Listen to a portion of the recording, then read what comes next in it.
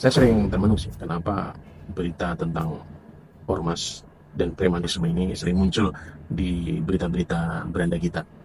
Bahkan saya pernah mendengar tentang praktek premanisme yang meresahkan di kawasan industri Subang, EV, atau pabrik kendaraan listrik asal Cina.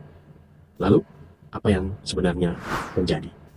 Menurut laporan di Syah News, ada aksi premanisme yang mengganggu pembangunan pabrik mobil listrik di Subang yang melibatkan ormas dan preman yang meminta jatah keamanan. Ya, Anda tahu maksudnya ya. Ya, kita bilang itu pemerasan. Beberapa sudah ditangkap polisi di beberapa lokasi industri. Dan ini sama sekali bukan sekedar rumor, ini fakta. Lalu, kenapa bisa terjadi? Ya, ekonom dan pengusaha mengatakan persoalan ini bukan semata tindakan anarkis, ala preman seperti itu ya. Tetapi ini adalah cermin dari sistem yang gagal. Ya, kegagalan pemerintah. Yang pertama adalah kegagalan dalam penyerapan tenaga kerja. Sehingga orang banyak pengangguran, butuh pekerja, butuh duit sehingga melakukan gerakan premanisme. Kan yang kedua adalah kegagalan dalam penegakan hukum. Ini jelas orang bisa berkumpul membentuk ormas preman ya. Pasti jelas ya. Karena hukum tidak menghalangi mereka untuk membentuk tersebut. Bahkan mereka bebas. Jadi sehingga di Indonesia semakin tumbuh praktek-praktek ala preman ya dalam bisnis. Bahkan DPR menyuarakan, ya mereka sudah menyuarakan, negara tidak boleh kalah oleh premanisme.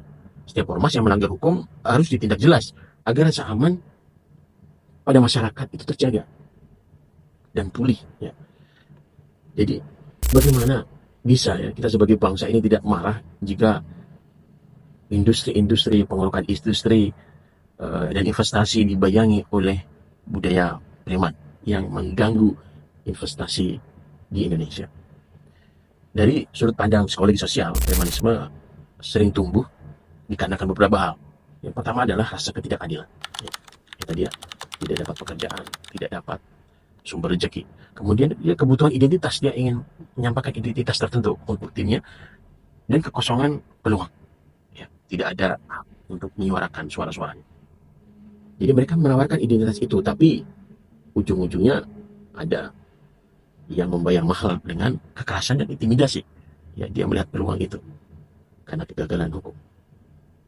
Ya, yang padahal seharusnya ormas terlahir untuk konsolidasi positif, untuk pendidikan, untuk pengabdian masyarakat, kepedulian terhadap sesama, untuk kebersamaan.